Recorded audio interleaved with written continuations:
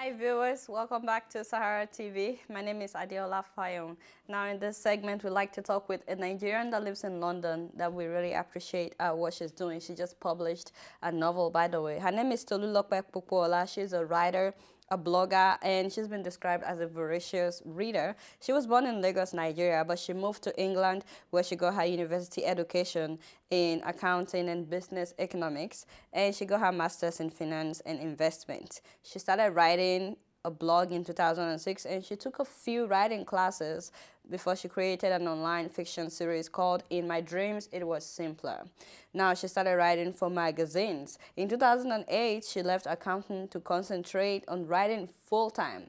Now she writes short stories, flash fiction, and articles for many print and online magazines. Now, Nothing Comes Close is her first novel, which we will be talking about, and she lives in London with her husband and daughter. Tolulope, welcome to Sahara TV. Thank you very much, Dela. Nice to be with you here. How are you today? Hope everything is going well. Yes, I'm fine, thank you. Yes, thanks. Great. So let's start from what I just read about you, your bio. It says here that you studied accounting, you got your master's in finance, and then you wrote a novel. I mean, what is going on? Why did you decide to study accounting and you are in the when you are actually a writer? Like when I was in school, everyone kind of tells you to choose a career, choose something that you're gonna do when you grow up. So all along, I've always enjoyed writing, but it wasn't something that occurred to me that it could be a career or it could be a job. So I was all about okay, I'll go to school, finish with my A level, finish with my degree, finish this, and then get a job, and that was how it was.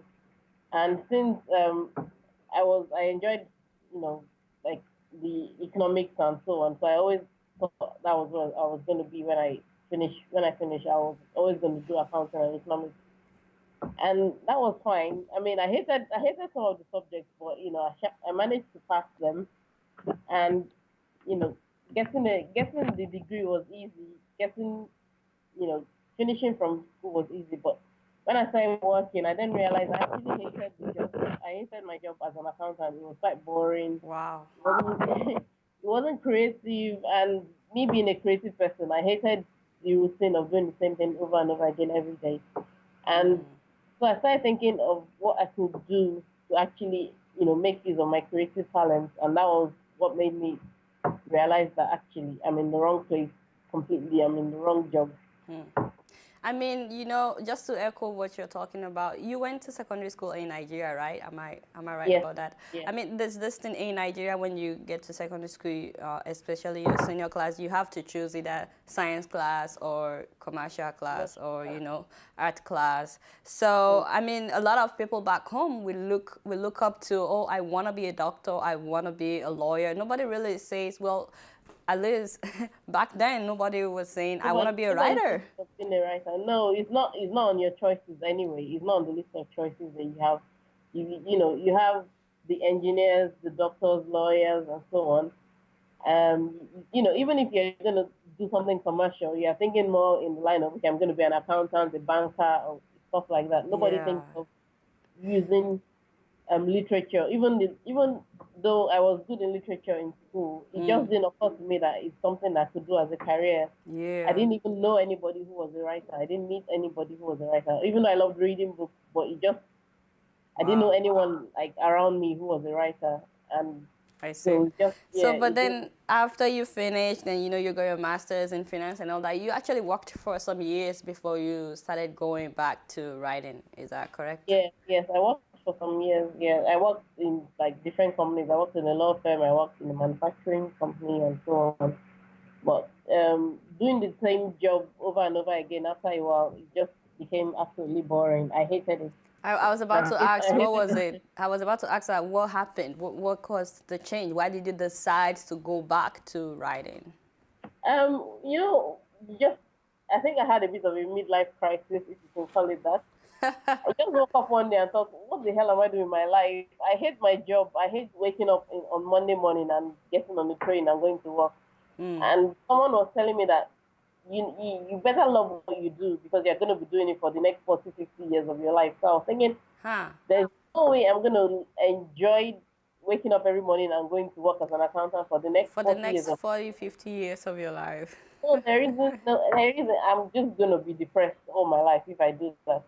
So I thought, okay, I need to find something I love doing, Okay. something that will make me excited to get up in the morning and go to work, something that something that I could be creative with, something that actually matches Yeah.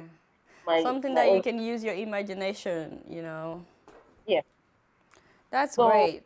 yeah. So Um, discovering myself was like part of the journey. I had to discover what I my real see. talents were, what my real skills were, and so on. Okay, so let me just ask you briefly. We've been talking a little bit about the book, and I just wanted you to tell us exactly what this book is about. The title is So "Nothing Comes Close." Nothing comes close. Okay, so tell us a little bit about what is "Nothing Comes Close" about. it's about two people, two characters mainly, Lola and Wole, and kind of how their life revolves around their love life, their friendship, their relationship, and the kind of challenges that they have to face along the way. So So first of all, they're both Nigerians, and this is set in London. So just for our yeah, viewers to know, these are two Nigerians that met in London. Okay. yes, yes. The book is actually mostly Nigerian characters anyway. But it's set in London, so Nigerians who live in London will recognize a lot of the scenes in the book and the settings in the book. And so yeah, Lola and Wale met at a friend's birthday party, and they liked each other and all that. And then they started dating, but Lola started discovering some things about Wale that she wasn't too sure about, and a lot of secrets were revealed, a lot of so there were some ups and downs and so on. So that's what the story is about. And Lola has to decide if Wale is worth all the trouble, basically. I see. Yeah. So the book is a love story, so to say. And let me just ask you, who's your audience? Is it the Nigerians in the diaspora, or Nigerians in Nigeria, or anybody? Who's your audience? Um, Who were you targeting? so my main target audience would be Nigerians in the diaspora because those are the people I'm writing about. But there's no reason why any other Nigerian can pick it up and read it. In fact, I think reading the book, any Nigerian would even be interested to read about somebody like them, Nigerians like them, our culture, our language, our food, everything that we are familiar with is in the book, is woven into the story. So any Nigerian can read it and enjoy it. What are some of the lessons, so to say, that people can draw out of the book? Like some of the reasons why people should read this book. I like how you had like some African names, some Nigerian names, Fumi, Titi, Lola, and all that. I think that's great. Being that it's set in London, I like the fact that you didn't like try to put in just London names. So can you tell me a little bit some of your some of the lessons, so to say, that people can draw out of this book, or the reasons why people should read this novel? I think people should read it because there isn't enough literature or stories about what we are familiar with. I think a lot of stories we read are about Africans are usually about some kind of war, some famine, some rape, some really what the West wants to hear. And it's about time somebody wrote a story about our normal everyday Nigerian people who live abroad. And so that's when I started writing it. I thought I want to write about the things that I'm familiar with, the kind of environment I'm familiar with. I don't want to write about war. I don't want to write about rape. I don't want to write about what the West will consider as an African story. I want to write a story that somebody like me can pick up and instantly recognize as that is my story. That is what I'm familiar with. So if basically if you're tired of hearing the same rhetoric about African writing, then you should pick up Nothing Comes Close because I see. that that is what you'll be familiar with. That is sort of like your own truth. Do you mind telling us some of the challenges you had to face before you were able to get this book published? Um, publishing is a very weird industry in the sense that you have to prove that your book will sell loads and loads and loads before you actually even get published. So when I started approaching the mainstream publishers, they were all telling me, "Well, it's a good story, it's interesting, I like the plot, but it's not commercially viable," which means they don't think it'll sell enough. Or they'll tell me I that, see. "Well, okay, we can publish it, or but we only publish it under ethnic fiction." So basically, you just get this much shelf space in the bookstore. Like if your book is published under ethnic fiction, nobody will ever hear about it. Only a very, very Wow. small section of the market will look out for it. So I thought, okay, rather than going with, that kind of setup, I would prefer if I I can reach my target market myself. I can do a lot of things better than a publisher would do anyway. So I thought I would set up my own publishing company and publish the book You myself. set up your own publishing company? Yes, I did. Yeah. Okay. No, tell us about that. It's called Accomplish Press, right? Yes. So Yeah. now you're Yeah. not just a writer, but you also own your own publishing company. Yeah. Okay. I set up Accomplish Press in 2011, and at the time I had some options because I was thinking I could either publish it, using one of the services out there because there are lots of self-publishing companies out there. But I thought um, those those ones would still tie me down to their own contract and to their own terms. So rather than going with a company that would tie me down, I would rather prefer to do it myself and be flexible to make all my own decisions, all my own choices, and so on. So that's why I set it up. And since we set it up, since I set it up, it's actually been recognized by an organization called Women in Publishing because we got an award last year for it. Wow. Yeah. How many books have you published so far on your publishing Well, company? I've published Nothing Comes Close, and I've published a collection of flash fiction, and hopefully, like in this year, we're going to publish two more stories, one novel, hopefully, and a collection of short stories. Were they written by you or by other authors? Oh, other authors, yeah. That's good. So you guys are making progress. Yeah, slowly we're making progress. But I mean, how, we're still a very young company, so yeah, I was about to I haven't. ask, how do you hope to compete with other big publishing companies, you know? I don't think I'm in direct competition with most other publishing companies because I think I have a niche market that I want to reach. I want to reach the average Nigerian African who doesn't think that there's enough literature for them. So in that sense, I don't want to compete with the big publishers who are already, So market you want to potential. focus on like African authors, Yes, like yes. I see. Because I mean, there are enough publishers out there reaching the mainstream market. Not enough publishers that are focusing on our own stories or our own files. So I don't think I'm really competing with the big publishers out there. I just want to reach my own market, reach my own group. Yeah. But are there limitations to are there limitations though to self-publishing? Well, to self-publishing, yes, but as an independent publisher, there are not really that many limitations. The main thing is just that I don't have like so much clout with the big review companies, the big review newspapers. Yes, I have to kind of build up my reputation, build up my relationships with some of the big newspapers and magazines and journalists, and that is going to take a while. I'll probably not be able to do that with my first book. It might take a while for me to, establish my brand so that it's much more recognizable with But the overall, did the book turn out the way you were hoping in terms of marketing and getting people to know more about it? Did it turn out as you were expecting if you had gone with a bigger publishing company? Yeah. I'm actually very happy with it because I was able to kind of experiment with it until I got it right. With the mainstream publisher, they once you sign the contract, that's it. It's out of your hands. They choose your cover. They choose how they market it.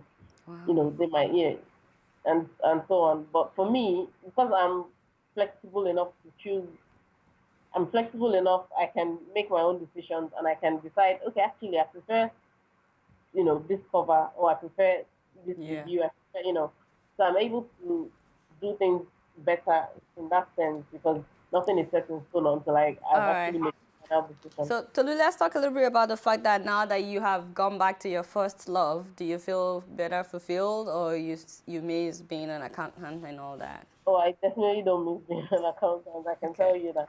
I hated um I hated the 9 to 5 routine anyway. I hated having, you know, so many restrictions on my time. I have to wake up at a certain time, go to work at a certain time, and come back home at a certain time. So, but now you And are able to do yeah, your now I writing have when my you time. want. Yeah, so Great. now I can manage my time. I can work at night if I Great. want. You know. So, Uh, so what do you have to say to an aspiring writer or publisher, so to say? I mean, there are so many people well, out there that all are right. writing, Yeah. especially Africans. So, what do you have to say? What do you have to say to them if they think that maybe their dream cannot come true, or they have to Oh, keep yeah. at the job that they are doing? Well, all I can say for sure is don't give up and don't wait for don't always think that you have to wait for someone else to pick you before you make yourself a success. Sometimes you have to go out and pick yourself. Sometimes you have to take your own risk. Sometimes you have to take a chance. But above all, always make sure that you put in your best effort.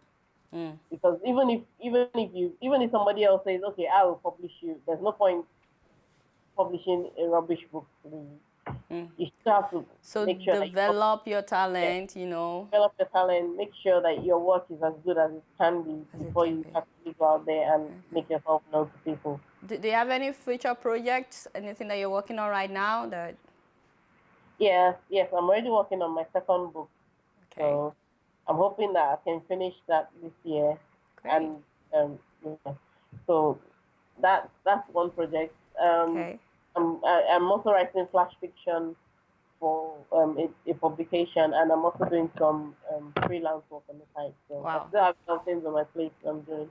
So let me ask you where people can find your book if they're interested in reading your book. Okay. It's available from Accomplished Press and from Amazon, from Accomplished Press, Amazon. accomplishedpress.com. Yeah, Okay. it's on Amazon. It's Barnes and Noble, Waterstones. Wow. Basically, most of the main online retailers have them. I see. I'm Um, I'm I'm working on getting them distributed in Nigeria because that's a whole different market. I see. But yeah, Great. but in the process of getting it there.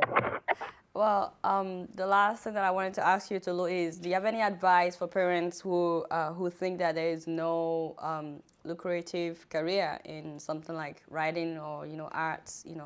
Okay, you talk to them briefly about letting your children do whatever they feel like they are supposed to do. Well, the thing is, until you try, you don't know what you're capable of. So Yeah. a lot of times we think, oh, I can't do that, or it's not possible because not many people have succeeded in it. But you have to try and do what your heart tells you to do. If you hate your job, try and think about what exactly do I want to do? What exactly brings me joy? Because ultimately, we could have all the money in the world and still be unfulfilled if you don't enjoy your life. You don't enjoy what you do with your life. So really, parents shouldn't force their children to do what makes them unhappy, makes them miserable. If they have a talent, by all means, encourage them to follow it because it's only your talent that can make room for you where you go. Wherever you go, it's only your talent that can make you stand out. You can't stand out by forcing yourself to do what you don't like. And just like you did, later on in life, you went and you took some writing lessons, some writing classes. So if there's anyone out there and you've just been enduring your job, it's never too late to, would you agree with me, Tolu? It's never too Oh, late to, definitely never go back to what makes go you back to what. happy. Yeah, yeah. I have a lot of friends who found, in Nigeria, they're bankers, and then one day they wake up and decide, actually, I much rather prefer to do event planning or, makeup or whatever. And it seems like it's such a big risk for you to leave your comfortable job and Yeah. start something new from scratch. Especially But when you think about the financial security aspect of yeah, it, you yeah, know. it seems like such a big risk, but Yeah. ultimately the rewards are, Yeah. you can't put it into words. Yeah. The feeling of I'm not chained to somebody else, and I can do what I want. Yeah, with my but life. at the same Yeah. time, the other thing to consider is, do I want to be doing this for the next 40, 50 years, you know? So, Yes. So yeah. if the thought of doing that job makes you miserable, and you think I'm going to be here for next 40 years, then you know that's your life really. That's the whole of your life. And if you spend your life doing something that makes you miserable, then that's a wasted life. Wow, that's a powerful last word to Lulupe. Thank you so much for, joining us today on Sahara TV. And you I'm just told us grateful. not to Thank you for waste our having me. lives. Say that Yeah. again. I said I'm so grateful. Thank you for having me on. Sure, it's been a pleasure. So, like you just heard, go after your dream, whatever it is. Like she said, a life that doesn't go after your dream is like a wasted life. So that has been Tolulope Popoola from London, and I'm sure you guys have enjoyed our time with her. Stay tuned, we have a lot more coming up. We'll be right back.